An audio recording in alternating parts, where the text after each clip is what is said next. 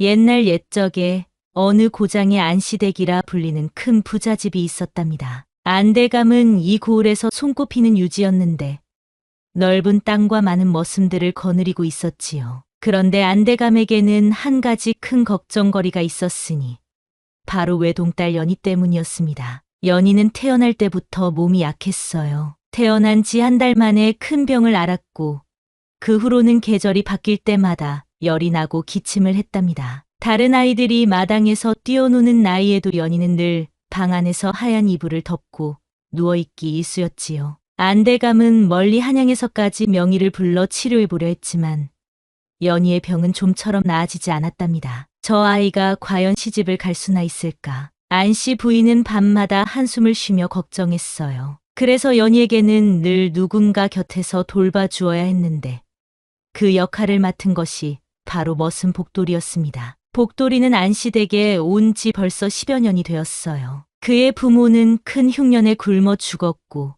당시 8살이던 복돌이는 길가에서 쓰러져 있다가 안대감에게 발견되어 안시댁에 맡겨져 자랐지요. 복돌이는 말수가 적고 우직한 성격이었는데 글은 전혀 몰랐지만 손재주가 뛰어났답니다. 부러진 농기구를 고치거나 정원을 가꾸는 일, 그리고 아픈 동물들을 돌보는 일에는 천부적인 재능이 있었어요. 연희가 10살 되던 해 여름, 마을에 큰 역병이 돌았습니다. 많은 사람들이 알아누웠고 연희도 며칠 동안 의식을 잃고 있었어요. 안대감과 안씨 부인은 밤낮으로 걱정에 잠 못 이뤘지요. 그런데 이상한 일이 벌어졌답니다. 복돌이는 연희가 평소 꽃향기를 좋아한다는 것을 알고 있었어요. 그래서 연희의 침실 창가에 작은 매화나무를 심어 놓았는데 한여름인데도 그 나무에 꽃이 피어난 것이었습니다. 마을 사람들이 모두 신기해했지만 더 놀라운 일은 그 다음이었어요. 연희가 매화꽃 향기를 맡고 깨어난 것이었답니다. 아버님,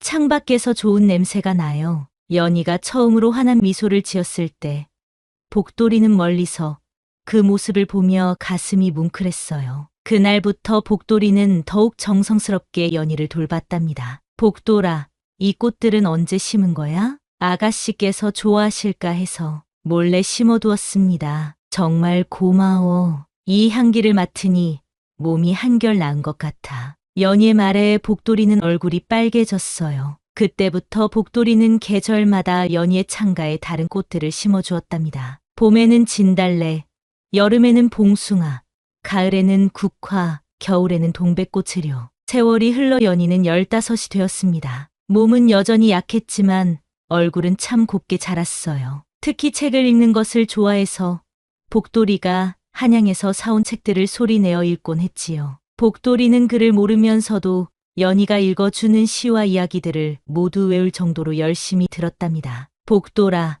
이 시 어떻게 생각해?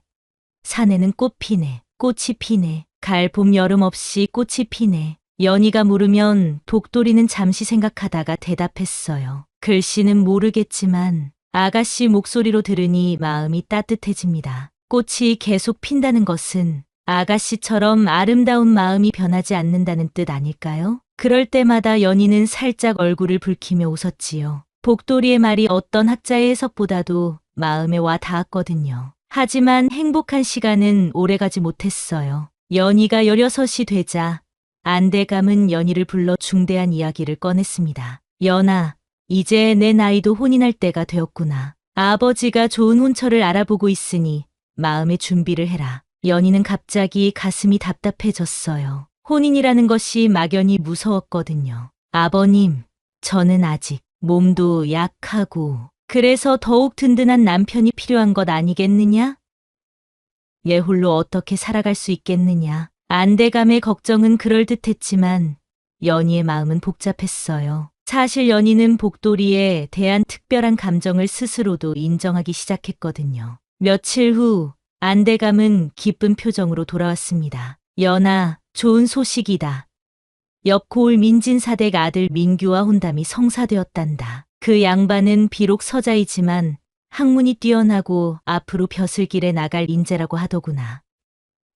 그분은 어떤 분이신가요? 25살의 준수한 청년이라고 하더라. 며칠 후에 직접 보러 오신다고 하니 그때 만나보거라. 연희는 고개만 끄덕였지만 마음속으로는 알 수 없는 불안감이 밀려왔어요. 민규가 처음 안시댁을 찾아온 날, 연희는 주렴 뒤에서 그를 살펴보았어요. 민규는 키가 크고 준수한 외모의 청년이었습니다. 옷차림도 단정했고 말씨도 정중했지요. 소생이 연희 아가씨를 아내로 맞이하게 되어 영광입니다. 앞으로 정성을 다해 모시겠습니다. 말은 그럴듯했지만 연희는 민규의 눈빛에서 무언가 차가운 것을 느꼈어요. 마치 자신을 하나의 물건처럼 바라보는 듯한 느낌이었지요. 그리고 민규가 웃을 때 입꼬리만 올라갈 뿐 눈은 전혀 웃지 않는다는 것도 알아챘답니다. 아가씨는 책을 즐겨 읽으신다고 들었습니다. 혹시 어떤 책을 좋아하시는지요?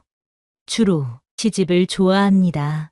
샤, 여자가 그런 것에 빠져서는 안 됩니다. 혼인 후에는 집안일에 더 신경 쓰셔야 할 텐데. 민규의 말에 연희는 마음이 싸늘해졌어요. 하지만 아버지 앞에서 반박할 수는 없었지요. 혼담이 정해진 후 복돌이는 이상하게 말수가 더욱 줄어들었습니다. 연희도 예전처럼 편하게 말을 걸기 어려워졌어요. 둘 사이에는 보이지 않는 벽이 생긴 것 같았답니다. 어느 날 밤, 연희는 잠이 오지 않아 창가에 서 있었어요. 달빛이 정원을 비추고 있었는데 그때 복돌이가 정원에서 홀로 일하고 있는 모습이 보였답니다. 복돌이는 연희의 혼수품으로 쓸 배를 짜고 있었어요. 연희는 문득 용기를 내어 방을 나섰습니다. 복돌아, 이렇게 늦은 시간에 뭘 하고 있어? 복돌이는 깜짝 놀라며 일어섰어요. 아가씨, 밤이 깊었는데 왜 나오셨습니까? 잠이 안 와서. 너는 뭘 하고 있었어?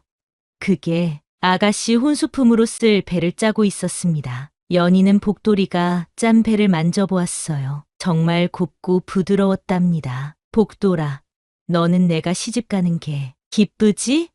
복돌이는 한참 동안 말을 하지 못했어요. 그러다가 작은 소리로 말했답니다. 아가씨께서 행복하시면 저도 기쁩니다. 정말.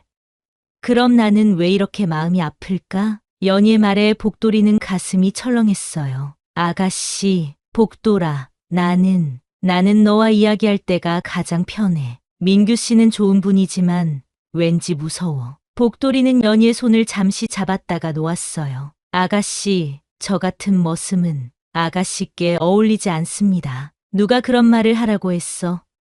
나는 내가 머슴인지 양반인지 상관없어. 마음이 중요한 거야. 그날 밤의 대화 이후 두 사람은 더욱 조심스러워졌어요. 하지만 서로에 대한 마음은 더욱 깊어져만 갔답니다. 한편 민규는 겉으로는 모범적인 사위감 행세를 했지만 사실 그에게는 숨겨진 음모가 있었어요. 그는 밤마다 외지의 기방에 드나들며 수상한 인물들과 만나고 있었거든요. 안시댁 딸과 혼인하면 그 재산을 손에 넣을 수 있소. 그리고 안대감의 인맥을 이용해 지방관 자리도 얻을 수 있고 말이오. 민규는 기생 월화에게 이런 속내를 털어놓곤 했어요. 월화는 20살의 아리따운 기생이었지만 민규의 진짜 모습을 알고 있었답니다. 그런데 그 여자가 병약하다니 혼례 후에 어떻게 할 생각이오? 뭘 어떻게 하긴 적당히 몇 년 살다가 병으로 죽으면 되는 거 아니오?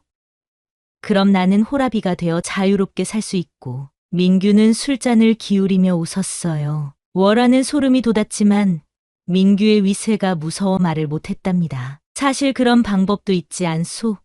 병약한 여자에게 몸에 해로운 약을 조금씩. 그러면 자연스럽게. 민규의 말에 월화는 더 이상 듣고 있을 수 없었어요. 나리, 그건 너무 잔인한 일이 아닙니까? 잔인하다고? 세상에 이런 일이 얼마나 많은데. 그리고 나는 이미 전에도. 민규는 말을 멈췄지만 월화는 모든 것을 짐작할 수 있었답니다. 민규에게는 이미 전과가 있었던 것이에요. 어느 날 저녁 복돌이는 우물가에서 물을 기르려고 갔어요. 해가 진 후라 주변이 어두웠는데 그때 민규의 신복 2명이 몰래 이야기하는 소리가 들려왔습니다. 혼례만 치르면 그 여자는 어차피 민규 나리께서 지방관 자리에 오르실 계획이라더군. 정말 무서운 양반이야. 이미 전에도 그런 식으로. 쉿! 조용히 해. 혹시라도 들리면 우리도 죽는다. 복돌이는 가슴이 철렁했어요. 연희에게 무슨 일이 생길 것 같은 불길한 예감이 들었지만 머슴 주제에 무슨 말을 할 수 있겠습니까? 그날 밤 복돌이는 잠을 이루지 못했어요. 며칠 후 민규는 또 다른 모습을 보였습니다. 안시댁을 찾아와서는 연희와 둘이 앉아 이야기하겠다고 했어요. 아가씨, 혼례 후에는 제 고향으로 가셔야 합니다. 거기서 조용히 살면서 아이를 낳고 기르시면 되지요. 그런데 저는 몸이 약해서 아이를 걱정 마십시오. 제가 특별한 약을 준비해 놓았습니다. 그 약을 드시면 몸이 건강해질 거예요. 민규가 웃으며 말했지만 연희는 그의 눈빛에서 섬뜩한 느낌을 받았어요. 그런데 그 약은 혼례 후에 드리겠습니다. 지금은 때가 아니니까요. 연희는 민규의 말에 더욱 불안해졌답니다. 혼례를 일주일 앞두고 복돌이는 더 이상 참을 수 없었어요. 용기를 내어 연희에게 말을 걸었습니다. 아가씨, 혹시 혼례가 무서우시지는 않습니까? 연희는 깜짝 놀라더니 고개를 끄덕였어요. 왜 그런지 모르겠지만 자꾸 무서운 생각이 들어. 민규 씨는 분명 좋은 분인데 왜 이럴까? 아가씨, 혹시 제가 할 수 있는 일이 있다면. 복돌아, 나는 내가 곁에 있으면 마음이 편해. 하지만 이제 시집을 가면 너를 볼 수 없을 거야. 연희의 목소리에는 슬픔이 묻어 있었어요. 나도 아가씨를 보지 못하게 되면 어떻게 살아야 할지 모르겠습니다. 복돌이의 고백에 연희는 눈물을 글썽였어요. 복돌아, 만약 내가 머슴의 아내가 되어도 괜찮다면. 아가씨, 그런 말씀을 하시면 안 됩니다. 저 같은 사람이 어떻게, 신분이 뭐가 중요해? 마음이 중요한 거 아니야? 두 사람은 서로를 바라보며 말없이 있었어요. 하지만 현실은 너무나 냉혹했답니다. 그날 밤 민규는 다시 월화를 찾아가 더욱 섬뜩한 이야기를 털어놓았어요. 내가 왜 안시댁 딸을 택했는지 아시오? 병약한 여자라서요. 혼례 후에 몸조리를 핑계로 방에 가둬두고 독을 조금씩 타서 먹이면 몇 달 안에 자연스럽게 세상을 떠날 거요. 월화는 더 이상 참을 수 없었어요. 나리, 그건 살인입니다. 살인이라고? 증거가 있소? 병약한 여자가 병으로 죽는 게 뭐가 이상하단 말이오? 민규는 비웃으며 계속 말했어요. 사실 나는 이미 경험이 있소. 3년 전에도 비슷한 방법으로 그 여자도 혼례 후 석 달 만에 병으로 죽었지요. 아무도 의심하지 않았소. 월화는 온몸이 떨렸어요. 민규는 이미 한 번 살인을 저질렀던 것이에요. 나리, 제발 그런 끔찍한 일은 하지 마세요. 당신이 무슨 자격으로 나를 말리오? 당신은 그저 내가 주는 돈이나 받고 살면 되는 거요. 민규는 월화를 밀쳐내고 나갔어요. 월화는 혼자 남아 눈물을 흘렸답니다. 드디어 혼례날이 밝았습니다. 안시댁은 이른 아침부터 분주했어요. 하객들이 속속 도착하고 음식 준비에 온 집안이 바빴지요. 연희는 빨간 혼례복을 입고 있었지만 얼굴이 하얗게 질려 있었어요. 아가씨, 괜찮으세요? 시녀가 걱정스럽게 물었지만 연희는 고개만 저었답니다. 마음속으로는 계속 복돌이 생각만 났어요. 그런데 이상한 일이 벌어졌어요. 해가 중천에 떠 있는데도 신랑인 민규가 나타나지 않는 것이었습니다. 안시댁 사람들은 처음에는 신랑이 어디 갔다 늦는 줄 알았어요. 아마 친구들과 술 한잔 하다가 늦는 모양이구나. 안대감은 여유롭게 생각했지만 시간이 지나도 민규는 나타나지 않았어요. 알고 보니 민규는 새벽에 말 한 피를 끌고 종적을 감춰버린 것이었답니다. 사실 전날 밤 월화가 관아에 민규의 죄상을 고발했던 것이에요. 월화는 더 이상 민규의 악행을 방치할 수 없었거든요. 관아에서는 민규를 체포하려고 했지만 민규는 이미 눈치를 채고 도망친 후였어요. 하객들은 이미 다 모여들었고 종친들과 사또, 주례까지 도착한 상태였습니다. 안시댁은 점점 당황하기 시작했어요. 혹시 무슨 일이라도 생긴 건 아닐까요? 안씨 부인이 걱정스럽게 말했지만 아무도 답을 할 수 없었어요. 이상하다. 어젯밤까지만 해도 아무 일 없었는데. 안대감도 당황하기 시작했어요. 하객들은 웅성거리기 시작했고 연희는 혼례복을 입은 채 방에서 나오지 못하고 있었답니다. 오전이 다 지나가도록 민규는 나타나지 않았습니다. 하객들은 수군거리기 시작했고 안시댁의 체면은 말이 아니었지요. 이렇게 될 줄 알았으면. 안대감은 절망적인 표정으로 복돌이를 불렀습니다. 복돌아, 부탁이다. 지금 이 상황에서 혼례를 취소할 수는 없구나. 하객들도 다 와 있고 음식도 다 준비되었는데 복돌이는 깜짝 놀랐어요. 대감마님, 그게 무슨 말씀이십니까? 내가 잠시 신랑 역할을 해줄 수 있겠느냐? 물론 진짜 혼례는 아니고 그저 체면치레일 뿐이다. 형식만 치르고 나중에 정리하면 되니까. 복돌이는 한참을 망설였어요. 자신 같은 머슴이 어떻게 아가씨와 혼례를 치를 수 있단 말입니까? 하지만 안대감의 간절한 부탁을 차마 거절할 수 없었어요. 알겠습니다. 하지만 저는 혼례 복도 걱정 말아라.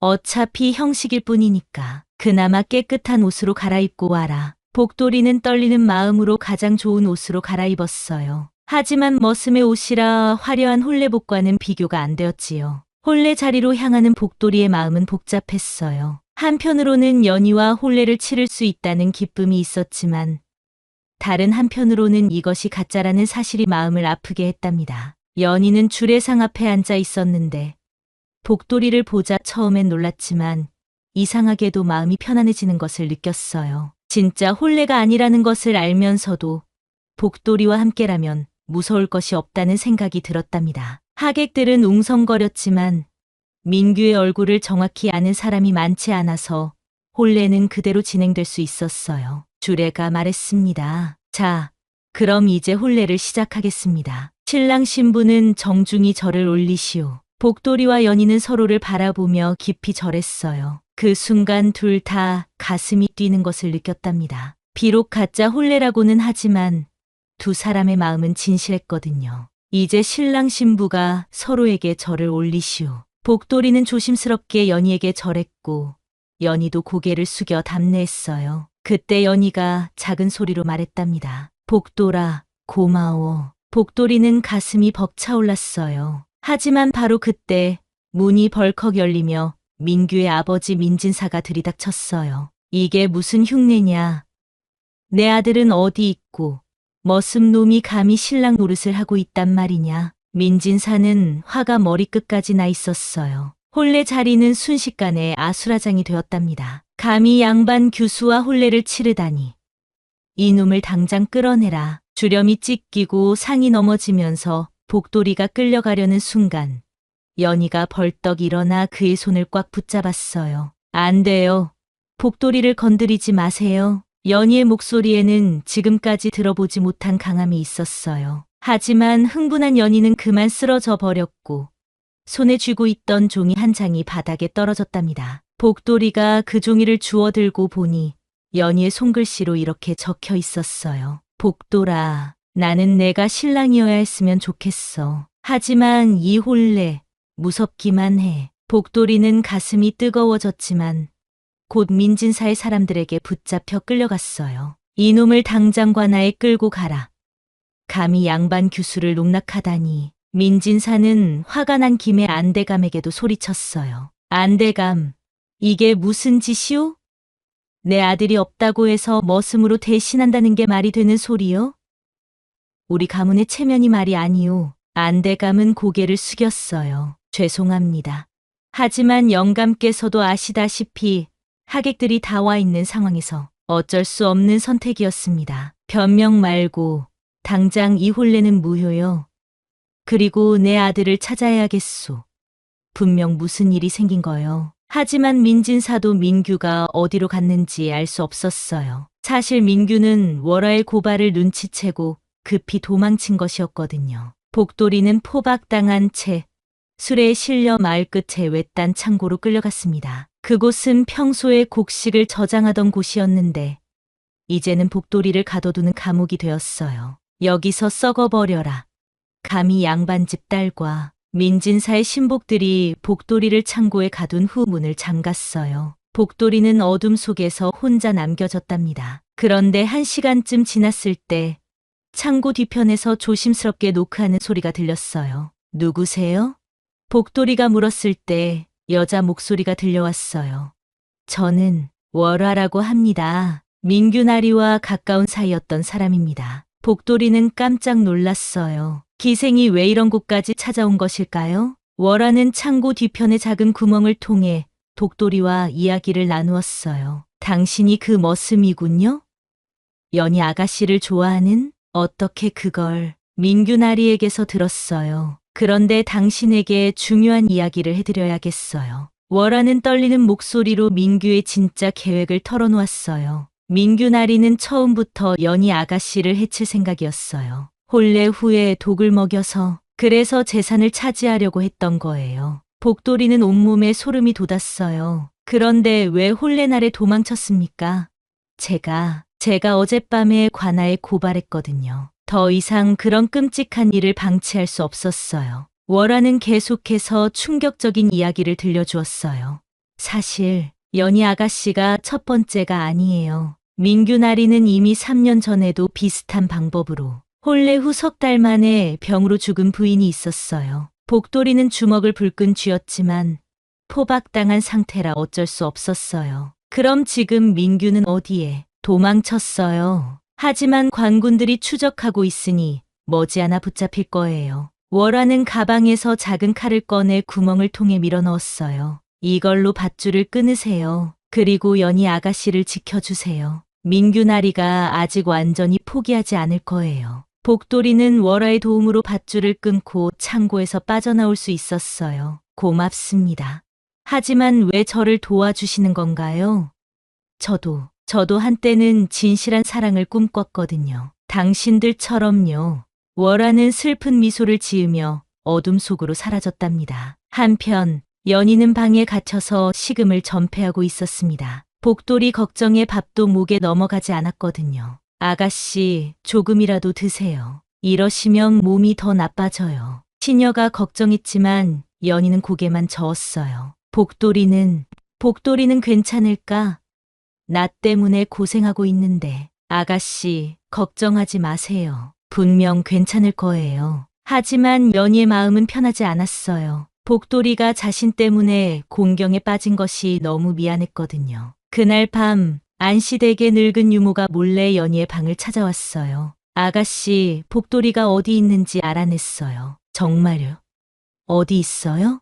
마을 끝에 있는 빈 창고래요. 하지만 사람들이 지키고 있어서 가까이 가기 어려워요. 연희는 결심을 굳혔어요. 유모, 나를 도와주세요. 복돌이를 구해야 해요. 아가씨, 너무 위험해요. 밤중에 나가시면 복돌이는 나 때문에 공경에 빠진 거예요. 가만히 있을 수 없어요. 연희는 유모의 반대에도 불구하고 결심을 굽히지 않았어요. 유모는 할 수 없이 연희를 도와주기로 했답니다. 그럼 이 옷으로 갈아입으세요. 남자 옷을 입으면 눈에 덜 띌 거예요. 연희는 유모가 준 남자 옷으로 갈아입고 머리도 감춰 썼어요. 그리고 달빛을 따라 조심스럽게 집을 빠져나왔답니다. 창고로 가는 길은 험했어요. 달빛만으로는 길을 제대로 볼 수 없었고 중간중간 도랑도 있었거든요. 하지만 연희는 복돌이를 구하겠다는 일념으로 계속 걸었어요. 창고 근처에 도착하자 연희는 조심스럽게 지키는 사람들을 살폈어요. 다행히 한 명은 졸고 있었고 다른 한 명은 술을 마시고 있었답니다. 연희는 창고 뒤편으로 돌아가서 작은 창문을 통해 복돌이를 불렀어요. 복돌아.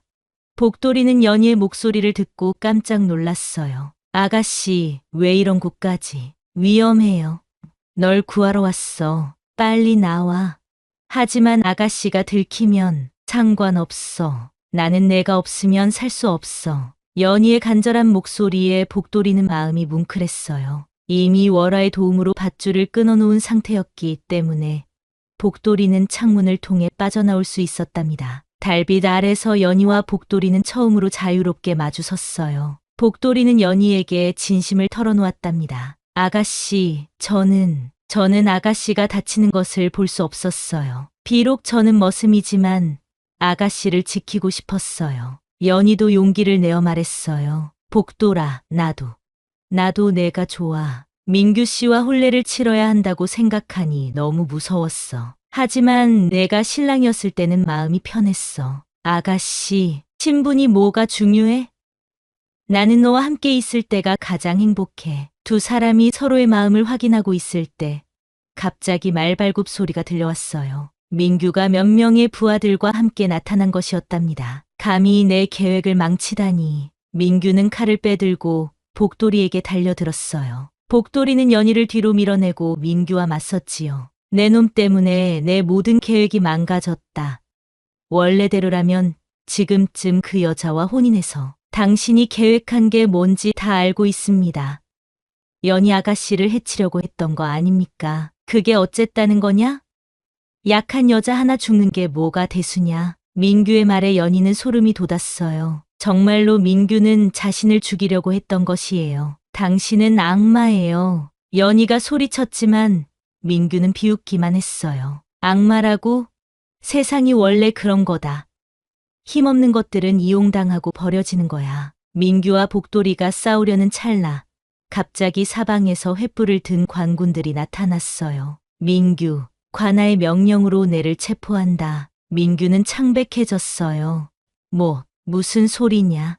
혼인빙자, 살인음모, 부정매관 등의 혐의로 체포영장이 발부되었다. 관군 대장이 체포영장을 보여주자 민규는 완전히 당황했어요.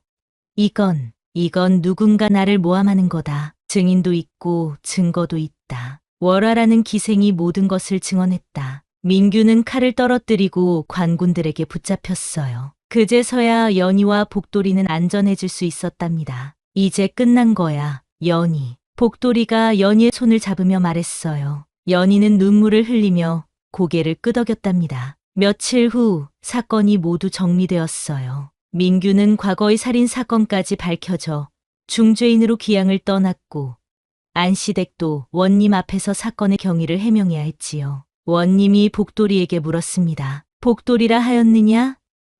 내가 정말로 안시댁 딸과 맺어지기를 바라는가? 복돌이는 잠시 망설이다가 대답했어요. 소인은 연희 아가씨만 좋다고 하신다면 기꺼이 하겠습니다. 하지만 신분의 차이가 신분보다 중요한 것은 마음이니라. 원님이 연희에게도 물었어요. 너는 어떻게 생각하느냐? 연희는 고개를 끄덕이며 대답했어요. 복돌이는 저를 진심으로 아껴주는 사람입니다. 신분은 다르지만 마음만큼은 그 누구보다 귀한 사람이에요. 원님은 고개를 끄덕였어요. 그렇다면 너희 둘의 혼인을 허락하노라. 다만 예법에 따라 조용히 치르도록 하여라. 안대감도 이번 일을 통해 많은 것을 깨달았어요. 겉모습만 보고 사람을 판단했던 자신을 반성하게 되었지요. 복돌아, 미안했다. 내가 진짜 우리 연희를 아끼는 사람이었구나. 이제부터는 진정한 가족으로 지내자. 안대감의 말에 복돌이는 깊이 절했어요. 대감마님, 고맙습니다. 평생 연희를 잘 모시겠습니다. 며칠 후 연희와 복돌이는 조용한 뒷산 매화나무 아래서 진짜 혼례를 치렀답니다. 이번에는 하객도 없고 화려한 예복도 없었어요. 하지만 두 사람의 마음은 그 어떤 혼례보다 진실했지요. 매화꽃이 흐드러지게 피어있는 나무 아래서 연희와 복돌이는 서로를 바라보며 맹세했어요. 복돌아, 이제 정말 우리가 부부가 되는 거야. 네, 아가씨. 아니, 이제는 마누라님이라고 불러야겠네요. 마누라님이라니 그냥 연희라고 불러줘. 두 사람은 종이에 손가락을 찍어 서로의 이름 위에 붉은 점을 찍으며 맹세했어요. 난 이제부터 너와 함께 산다. 어디서든. 매화꽃 향기가 은은하게 퍼지는 가운데 두 사람은 서로의 손을 꼭 잡았답니다. 그리고 약속했어요. 우리는 서로를 아끼고 존중하며 평생을 함께 살겠습니다. 고을 사람들은 처음에는 신분의 차이 때문에 말이 많았어요. 하지만 시간이 지나면서 두 사람의 진실한 사랑을 보고 마음을 바꾸게 되었답니다. 저 두 사람을 보니 진짜 사랑이 무엇인지 알겠구나. 신분이 다르다고 해서 사랑까지 다른 건 아니지. 복돌이는 안시댁일 물려준 땅을 성실히 관리하며 정직한 삶을 이어갔어요. 그리고 연희는 복돌이의 사랑 덕분에 몸도 많이 건강해졌답니다. 더 이상 계절마다 알아누워 있지 않게 되었어요. 이듬해 봄, 연희는 아이를 낳았어요. 건강한 사내아이였는데 복돌이를 꼭 닮았답니다. 우리 아들 이름을 뭐라고 지을까? 연희가 물었을 때 복돌이는 웃으며 대답했어요. 매화라고 하면 어떨까요? 우리가 매화나무 아래서 혼례를 치렀으니까. 매화, 좋은 이름이야. 그해 겨울, 민규는 유배지에서 병으로 죽었다는 소식이 들려왔어요. 하지만 연희와 복돌이는 그 소식을 들어도 슬프지 않았어요. 오히려 이제 정말로 평안하게 살 수 있다는 생각이 들었답니다. 연희는 매년 혼례날이 되면 매화나무 아래서 조용히 초를 켜며 중얼거렸어요. 그날 나는 도망간 나쁜 신랑 덕분에 진짜 좋은 신랑을 얻었구나. 그리고 복돌이에게 말했어요. 여보, 우리가 만난 건 정말 하늘의 뜻이었나 봐. 그래요. 모든 어려움이 있었지만 결국 우리는 함께하게 되었으니까요. 그렇게 두 사람은 서로를 아끼는 마음으로 평생을 행복하게 살았다고 전해집니다.